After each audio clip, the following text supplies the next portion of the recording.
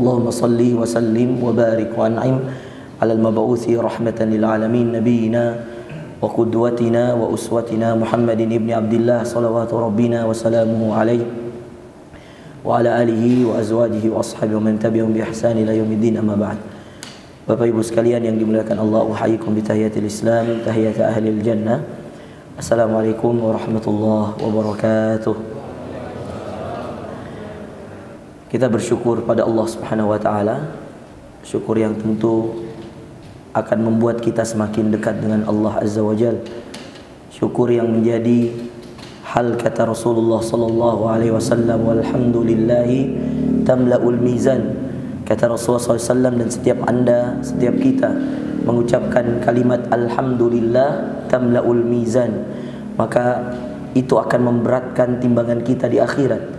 Timbangan yang kemudian akan beratnya lebih berat daripada langit dan bumi. Ketika kemudian seseorang mengatakan walillahil hamd, alhamdulillah, maka kemudian ada 5 surah dalam Al-Quran, Bapak Ibu sekalian, yang semuanya dimulai dengan alhamdulillah, termasuk surah yang sering kita baca, yaitu surah Al-Fatihah dalam salat kita. Alhamdulillahi rabbil alamin. Lalu kemudian ada surah Al-An'am, alhamdulillahilladzi khalaqas samawati wal ard. Ada surah Fatir, alhamdulillahi fatiris samawati wal ard. Ada surah Al-Kahf, alhamdulillahilladzi anzala ala 'abdihi al-kitaba wa lam yaj'al lahu 'iwaja. Dan yang terakhir surah Saba.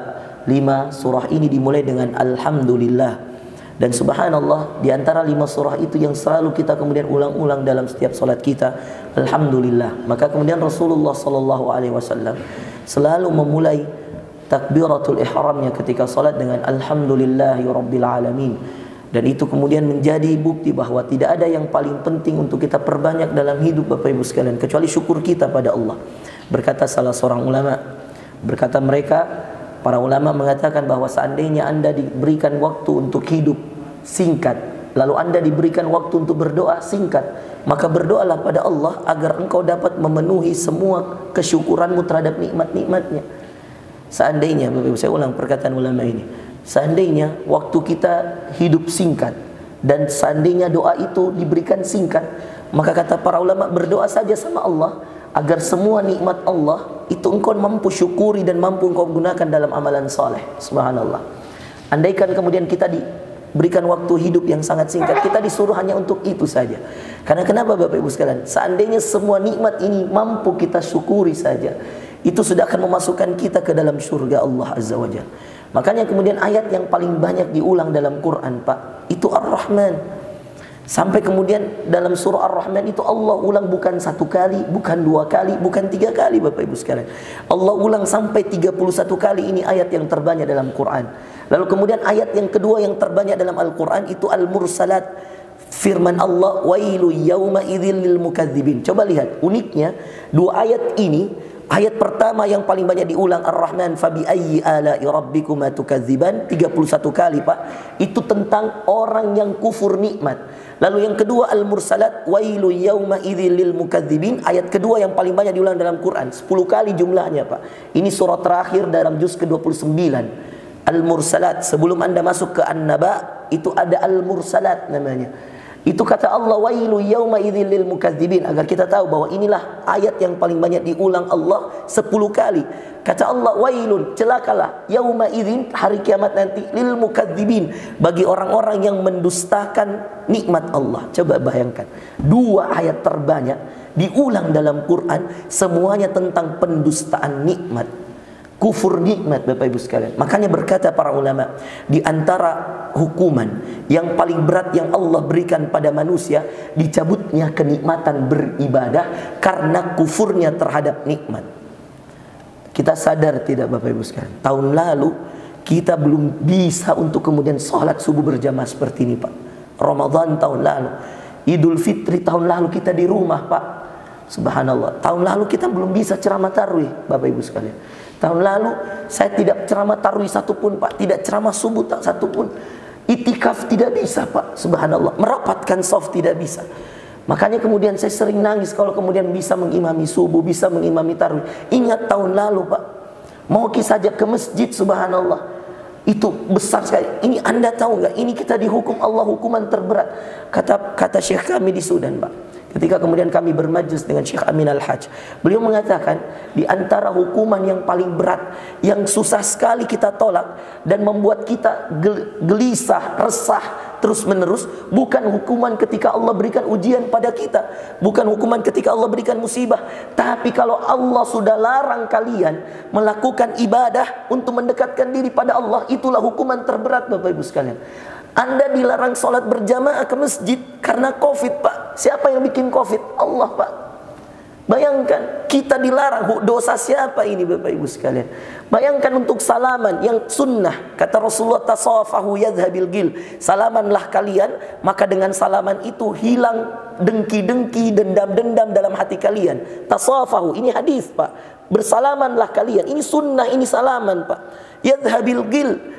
Yadhabil gil, hilang semua dengki dalam hati kalian. Makanya coba lihat, kalau kita sudah salaman, Bapak Ibu sekalian, itu hilang rasa dendam, rasa dengki pada saudara kita, hilang penyakit-penyakit hati kalau kita sudah salaman dengan orangnya.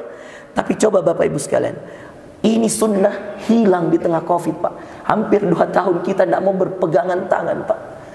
Belum lagi salat berjamaah. Kata Rasulullah SAW, rapatkan saf kalian. Stau, la tadau furujatin lisyaitan. Kata Rasulullah, jangan biarkan syaitan masuk di antara saf-saf kalian. Sekarang, Pak, kita kalau mau dekat-dekat saf, kita baku lari-lari, Pak. Kita baku menjauh, Pak. Kalau ada yang mendekat, kita menjauh. Itu kenapa, Bapak Ibu sekalian? Ini hukuman dari Allah, Pak. Sadar nggak sadar, ini nikmat dicabut karena banyak sekali orang yang kufur nikmat. Di antara tanda kekufuran nikmat itu, Bapak Ibu sekalian, banyak yang punya titipan nikmat lalu kemudian dia pakai untuk berbuat zalim. Diberikan kekuasaan, berbuat zalim. Diberikan jabatan, berbuat zalim. Diberikan segala hal, berbuat zalim. Maka itu yang paling cepat mendatangkan azab Allah Azza wa Jalla. Ketika kemudian Anda diberikan kenikmatan, kekuasaan, jabatan, lalu kemudian Anda melakukan perbuatan zalim dengan hal itu. Itu yang paling membuat Allah marah. Makanya coba lihat, dengarkan. Ketika kemudian Allah mengatakan dalam surah Ibrahim, "Wala tahsabannallaha ghafila amma ya'maludz zalimun." Jangan kalian pikir Allah lupa. Allah tidak ingat tentang perbuatannya orang-orang yang berbuat zalim. Lalu kemudian Allah melanjutkan, innama yuakhiruhum, sesungguhnya Allah menunda hukumannya, liyaumin, pada satu hari, tashkhasu fihil absar, kata Allah, hari di mana nanti semua mata menyaksikan hukuman. Bapak Ibu sekalian belakang Allah, kalau hak-hak orang miskin sudah diambil, kalau hak-hak orang-orang lemah sudah diambil dengan zalim, kalau dana bansos saja dikorupsi, Pak, Anda bisa bayangkan, bukankah kezaliman itu di tengah COVID, Pak? Bansos dikorupsi, dananya ini untuk orang miskin, Pak. Anda kita bisa melihat ini. Kalau kemudian dana bantuan untuk orang-orang fakir, duafa, di tengah musibah penyakit, wabah seperti ini, itu kemudian diambil secara zalim, bagaimana Allah tidak marah, Pak? Kurang kaya apa yang mengambil, Pak? Kurang jabatan apa yang mengambil? Apa kekurangan makanan dan seterusnya. Ini menjadikan kita muhasabah diri kita semua. Bisa jadi hukuman-hukuman ini berat, Bapak Ibu sekalian. Coba Pak tanya diri kita. Iya. 2 tahun lalu saya umroh Ramadan, Pak. Hari ini, Pak, kita untuk sekedar mau umroh, ada uang, Pak, ada kesempatan, tapi tidak ada izin dari Allah. Iya. Saya kalau kemudian ceramah di luar kota, biasanya kalau dikasih hotel itu kemudian putar channel Ka'bah, Pak, channel Mekah Haramain. Saya menangis kalau lihat Ka'bah, Pak. Subhanallah. Sudah hampir 2 tahun, Pak. Biasanya setiap tahun saya 3 kali berangkat umroh. Sekarang saya tidak pernah berangkat, subhanallah. Bapak-bapak juga saya yakin banyak yang sering umroh sini. Sudah rindu dengan Ka'bah, Pak. Rindu mau umroh, Pak. Ayah saya itu punya jatah haji tahun lalu, Pak. Karena COVID tidak berangkat. Nenek saya juga punya jatah haji tahun lalu. Karena COVID tidak berangkat. Subhanallah. Ini kita perlu muhasabah, Pak. Banyak sekali nikmat Allah yang kita belum syukuri, termasuk diri kita. Bukan hanya pemimpin kita, tapi kita juga, Bapak Ibu sekalian. Makanya tadi doanya Nabi Sulaiman, Pak, bagus sekali kalau kita mau hafal itu doa, Bapak Ibu sekalian. Yang tadi saya baca di rakaat kedua, Rabbi auzi'ni an ashkur. Tidak ada manusia, Pak, lebih hebat nikmatannya yang Allah berikan pada dia dari Sulaiman, Pak. Dan Rasulullah mengakui itu. kerajaan paling hebat Sulaiman, mujizat yang paling banyak Sulaiman, tentara yang paling kuat Sulaiman. Bayangkan tadi Allah mengatakan dalam surah An-Naml, husyira li Sulaiman junuduhu minal jinni wal insi wat thair. Kami berikan pada Sulaiman tentaranya jin, manusia, burung-burung. Fahum yuzaun, semua siap untuk menerima perintah Sulaiman. Belum lagi Allah Subhanahu wa taala memerintahkan angin lewat Sulaiman. Sulaiman atas izin Allah dia bisa perintah angin, Pak. Ke kanan, ke barat, ke timur, ke utara, mau-maunya Sulaiman. Belum lagi kisahnya diabadikan dalam surah An-Naml. Makanya ceritanya surah semut. Kenapa? Di antara karena tanda kekuasaan Allah, Sulaiman bisa mendengar, Bapak Ibu sekalian, suaranya makhluk yang terkecil itu, semut. Makanya Allah ingin abadikan, ini hambaku yang paling banyak titipanku kepadanya. Tapi Anda tahu apa kata Sulaiman? Rabbi auzi'ani an ashkur. Ya Allah, karuniakan terus di hatiku rasa syukur, Pak. Rasa syukur, Bapak Ibu sekalian. Kita ini terlalu banyak mengingat yang tidak ada, lalu lupa mensyukuri yang sudah banyak, Pak. Subhanallah. Itu yang menjadi penyakit hati kita hari ini, Bapak Ibu sekalian. Introspeksi kita hari ini tentang syukur kita. Coba lihat Pak, sampai menangis Sulaiman ketika kemudian dia mampu mendengar bahasa semut. Hatta idza atau ala wadin naml. Itulah kenapa surah ini dinamakan surah semut, karena ini kekuasaan yang luar biasa dari Allah yang dititip ke Sulaiman.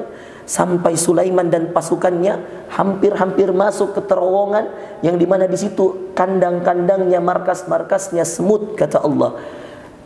Ala wadin naml, wadi itu lembah, semut, an-naml itu semut. Qalat namlah, berkata raja semut, Bapak Ibu sekalian. Rajanya namlah, namlah itu raja semut. An-naml semut-semut. Qalat namlah ya ayyuhan naml, hai semut-semut sekalian. Berteriak ini raja semut, saking takutnya diinjak oleh pasukan Sulaiman dan tentara-tentaranya, oleh Sulaiman dan tentaranya. Berteriak dia. Qalat namlah, berkata raja semut, ya ayyuhan naml, hai semut-semut sekalian, udkhulu masakinakum, cepat masuk ke dalam rumah-rumah kalian, masuk ke dalam markas-markas kalian. La yahtimannakum Sulaiman, jangan sampai Sulaiman injak-injak kalian, injak-injak kita. Wa junuduh, dan tentaranya. Wahum la yash'urun, dan dia tidak sadar ada kita di sini. Sulaiman, Pak, bukan dari dengar dia dari dekat dia pasang telinganya. Ini Allah mengatakan lagi berjalan Sulaiman dengan pasukannya, tentaranya. Bahkan di antara mereka ada yang berkuda. Ributnya itu suara sepatu kuda, dan Sulaiman bisa mengerti bahasa semut. Makanya bagaimana Sulaiman enggak menangis, Bapak Ibu sekalian? Menangisnya tersenyum, tersenyumnya menangis. Fatabassama dhahika, dia tersenyum, sedikit tertawa tapi hatinya menangis. Lalu dia mengatakan, wa qala rabbi auzi'ni an ashkur. Dia mengatakan, rabbi auzi'ni an ashkur. Ya Allah, karuniakan kepada aku rasa syukur, ya Allah. An ashkura ni'matak, atas semua nikmat-nikmatmu. Dan luar biasanya Sulaiman, Pak, dia tidak hanya minta untuk dirinya, tapi dia minta untuk bapaknya dan ibunya, Bapak Ibu sekalian. Dia katakan, an ashkura ni'mataka allati an'amta alayya wa ala waliday. Ini Daud, Bapak Ibu sekalian, sudah meninggal, tapi kemudian didoakan oleh Sulaiman, ya Allah, jadikan aku hamba yang banyak bersyukur kepadamu dan untuk kedua orang tuaku. Bapaknya Daud, Sulaiman itu anaknya Daud. Maka kemudian diceritakan, walaqad ataina wa waritha Sulaimanu Daud, dan kami wariskan Sulaiman sebagai penerus Daud. Dan dia tidak pernah lupa doakan bapak ini meskipun bapaknya sudah tidak ada, Bapak Ibu sekalian, supaya kemudian dijadikan orang yang banyak bersyukur pada Allah. Permintaan pertamanya Sulaiman dalam doa ini, Bapak Ibu sekalian, ini ada 3 permintaannya. Ini orang terkaya, orang terhebat kerajaannya, 3 permintaannya, Pak. Tapi permintaan pertama dikaruniakan selalu rasa syukur dalam hati, Pak, dan untuk kedua orang tuanya. Lalu kemudian yang kedua dia, wa an a'mala salihan tardah, dan agar aku, ya Allah, engkau izinkan mengamalkan amalan-amalan saleh yang engkau ridhai. Dan yang terakhir, wa adkhilni bi rahmatika fi ibadikas salihin. Masukkan aku ya Allah ke dalam golongan hamba-hambamu yang saleh. Lihat ini Nabi Sulaiman yang luar biasa Bapak Ibu sekalian. Pertama minta rasa syukur, kedua minta amalannya dijadikan amalan yang diridhai, dan yang terakhir dia minta agar dimasukkan ke dalam golongan hamba yang saleh. Kalau Nabi sudah soleh seperti Sulaiman saja, masih merasa belum soleh Pak, lalu kemudian dia mengatakan masukkan aku ke dalam golongan hambamu yang soleh, apalah kita ini semua yang kemudian kita penuh banyak dengan dosa, penuh banyak dengan maksiat, penuh banyak dengan kesalahan dan kekhilafan. Lalu kemudian kita menjadi hamba yang tidak bersyukur pada Allah. Kenapa kita tidak pernah berdoa dengan doa ini? Buka setelah ini Pak surah An-Naml, baca Ki ayat ke-19-nya, hafalkan Ki, nikmati ini doa baik-baik. 3 doa ini saja kalau ini dikabulkan Allah, ini luar biasa Pak. Kalau kita sudah menjadi hamba yang banyak bersyukur sama Allah, kalau kita sudah menjadi hamba yang diridhai Allah, beramal soleh yang diridhai Pak, karena banyak itu amal soleh kita kira ini amal soleh padahal tidak diridhai Allah. Kita sudah mengira ini kebaikan padahal belum diridhai Allah. Makanya Sulaiman minta wa an a'mala salihan tardah, agar aku beramal soleh dengan amal soleh yang kau ridhai ya Allah. Karena kadang-kadang Pak kita manusia merasa saya ini sudah bangun masjid ini masjid uang saya ini misalkan.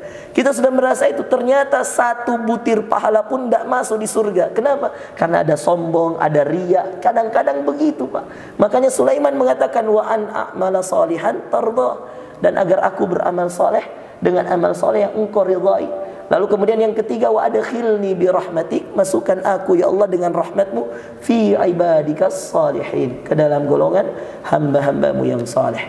Semoga kita dikaruniakan oleh Allah rasa syukur yang terus menerus, dan semoga Allah Subhanahu wa taala memberikan pada kita kesyukuran tersebut. Hafalkan ini doa Bapak Ibu sekalian, insyaallah akan bermanfaat di kehidupan dunia dan akhirat kita, dan mudah-mudahan kita semua dijaga oleh Allah dalam keadaan bulan suci Ramadan dari berbagai macam dosa, maksiat dan fitnah-fitnah kehidupan, dan mudah-mudahan kita dijadikan hamba Allah yang selalu dekat kepada Allah dan selalu mensyukuri nikmat-nikmatnya. Barakallahu fikum wa sallallahu ala nabiyina Muhammadin wa akhir da'wana alhamdulillahi alamin. Kita tutup dengan kafaratul majlis. Subhanakallahumma wa bihamdika asyhadu an la ilaha illa anta astaghfiruka wa atubu ilaik. Assalamualaikum warahmatullahi wabarakatuh.